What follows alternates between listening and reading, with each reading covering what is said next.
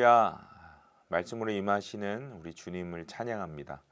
오늘도 주시는 말씀으로 우리 마음의 생각과 중심을 주님의 복음 앞으로 인도하실 우리 주님을 기대합니다. 오늘 우리에게 주시는 하나님의 말씀은 사무엘상 18장 1절에서 9절까지입니다. 우리 다 함께 읽겠습니다.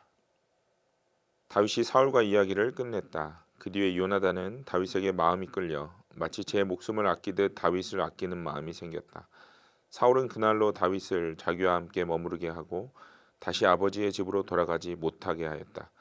요나단은 제 목숨을 아끼듯이 다윗을 아끼어 그와 가까운 친구로 지내기로 굳게 언약을 맺고 자기가 입고 있던 겉옷을 벗어서 다윗에게 주고 칼과 활과 허리띠까지 모두 다윗에게 주었다. 다윗은 사울이 어떤 임무를 주어서 보내든지 맡은 일을 잘 해내었다. 그래서 사울은 다윗을 장군으로 임명하였다. 온 백성은 물론 사울의 신하들까지도 그 일을 마땅하게 여겼다. 다윗이 블레셋 사람을 쳐 죽이고 군인들과 함께 돌아올 때에 이스라엘의 모든 성읍에서 여인들이 소구와 꽹과리를 들고 나와서 노래하고 춤추고 환호성을 지르면서 사울 왕을 환영하였다. 이때 여인들이 춤을 추면서 노래를 불렀다. 사울은 수천 명을 죽이고 다윗은 수만 명을 죽였다. 이 말에 사울은 몹시 언짢았다. 생각할수록 화가 치밀어 올랐다. 사람들이 다윗에게는 수만 명을 돌리고 나에게는 수천 명만을 돌렸으니 이제 그에게 더 돌아갈 것은 이 왕의 자리밖에 없겠군 하고 투덜거렸다. 그날부터 사울은 다윗을 시기하고 의심하기 시작하였다. 우리 인생에서 비교와 평가는 빼놓을 수 없는 중요한 삶의 한 부분이겠죠. 작은 물건을 하나 구입하더라도 어떤 제품과 또 어떤 브랜드가 더 가치 있고 효과적인가를 수없이 비교합니다. 사람들과의 관계 안에서도 비교되고 평가받는 것은 이미 익숙한 과정이죠. 성인이 되어서 회사나 사회생활을 할 때에도 누가 더 잘하고 있는가에 대한 이 비교와 평가는 우리 인생의 한 부분이 되고 있습니다. 물론 비교와 이 평가의 부정적인 면만을 말씀드리는 것은 아닙니다. 분명 이 영역은 많은 부분에서 긍정적인 역할을 합니다. 서로 비교하면서 더 나은 방향을 찾을 수도 있고 좋은 평가를 통해 숨겨져 있던 자질을 발굴해낼 수도 있기 때문이겠죠. 그런데 문제는요, 비교되어지는 것에서 끝나버리는 데 있습니다. 남들과 경쟁하여 비교되었다라는 이 실패감에서 멈출 때 문제가 생기게 되는 것이죠. 왜 그렇게 비교되어져야 했을까에 대해서 고민하고 또 자기 자신을 다시 한번 냉정하게 평가해 보지 않는다면 이 비교라는 것의 결과는 늘 부정적일 수밖에 없습니다. 오늘 본문에 등장한 사울의 경우가 그렇습니다. 사울은 다윗과의 비교와 평가에 무너져서 실패한 사람이었죠. 다윗이라는 한 젊은 소년이 만군의 여호와의 이름으로 블레셋의 장수를 이미 쓰러뜨렸습니다. 이 결과를 통해서 다윗은 사울 왕의 눈에 띄게 되죠. 그리고 다윗을 자신과 함께 머무르게 했어요.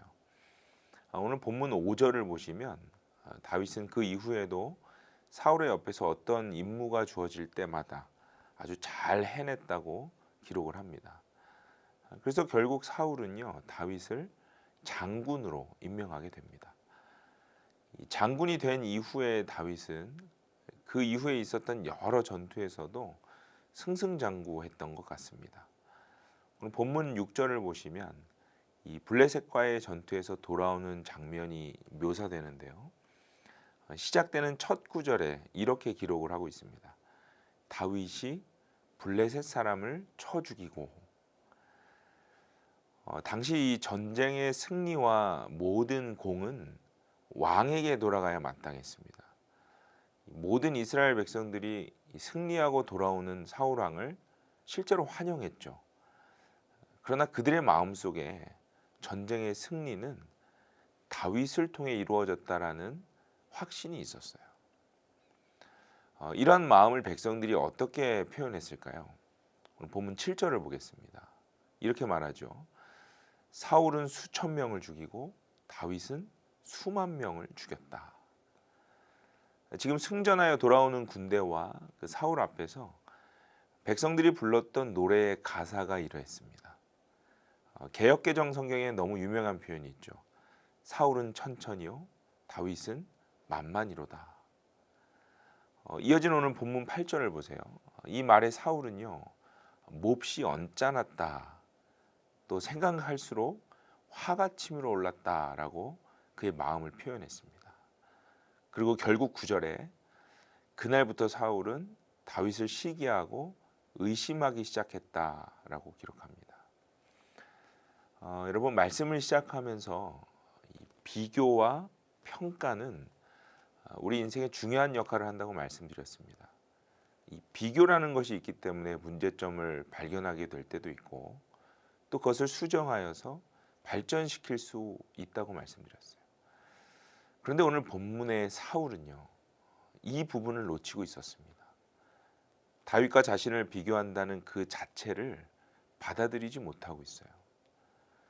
현재 자신에 대한 평가가 어떤 것인가에 대해서 냉철하게 받아들이지 못하고 있습니다. 결국 이러한 태도는요, 시기와 의심을 불러오게 했죠. 그리고 이러한 시기와 질투는요, 결국 다윗과 사울의 관계를 최악의 상황으로 앞으로도 치닫게 할 것입니다. 여러분, 우리는요, 공동체라는 관계에서 벗어날 수 없는 존재입니다. 어디서든 어떻게든 사람들과의 관계 속에서 살아가야 합니다. 이 관계라는 범위 안에서 비교되는 것은 피할 수 없는 것이겠죠. 그렇다면 이러한 비교와 평가를 어떻게 받아들일 것인가가 중요하지 않겠습니까? 만일 사울이요, 백성들의 이 노래에 대해 고민하면서 왜 백성들이 다윗과 자신을 이렇게 비교할까 냉정하게 평가해 보았다면 그는 분명 자신의 현재의 모습을 회복할 수 있는 실마리를 찾았을 것입니다. 지금 자신이 하나님과 얼마나 멀어져 있는지, 하나님과의 관계가 깨어져 있는지를 깨달을 수 있었을 거예요. 우리도 마찬가지겠죠. 때로는 다른 사람들과의 비교를 통해서 우리의 모습을 보게 될 때가 있습니다. 그때 우리의 태도와 반응이 어떠한지를 잘 살펴봐야 합니다. 오늘 이것을 잘 해결했던 사람이 본문에 등장했죠. 바로 요나단입니다. 요나단 역시 다윗의 승승장구를 가장 가까운 곳에서 본 사람이에요. 요나단은요, 사울보다 다윗을 더 질투할 수 있는 위치에 있었습니다. 왕자의 신분으로 이 다윗의 승승장구가 불편했을 수도 있어요. 그러나 요나단이 다윗을 대하는 태도는 사울과는 전혀 달랐습니다. 그는 다윗을 사랑으로 대했어요.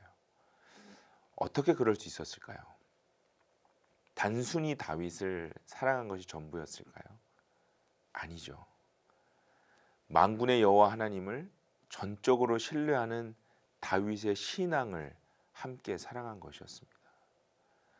이것이 어떻게 가능했을까요? 우리가 이미 이전에 보았지만 사무엘상 14장에서 요나단 역시 블레셋이라는 대군을 눈앞에 두었던 두려운 경험이 있었습니다. 그때 요나단이 자신의 종에게 했던 말이 14장 6절에 기록되어 있어요. 이렇게 말합니다. 주님께서 허락하시는 승리는 군대의 수가 많고 적음에 달려있지 않다. 아마도 요나단은요, 다윗이 골리앗을 물리칠 때 선포한 그 말에 놀라고 감동했을 것입니다. 자신이 믿는 하나님을 같은 마음으로 믿고 신뢰하는 동역자를 만나게 된 것이죠.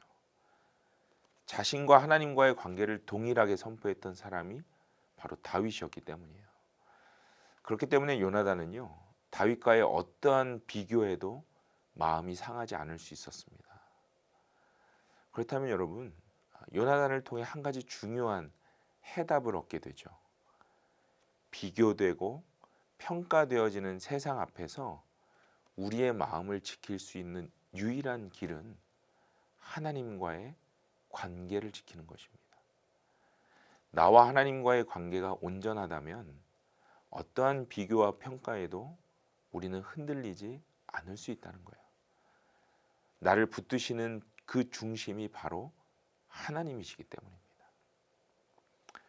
오늘 말씀을 다시 한번 깊이 묵상하시면서 나와 하나님과의 관계를 다시 한번 생각하고 또 회복하시기를 바랍니다.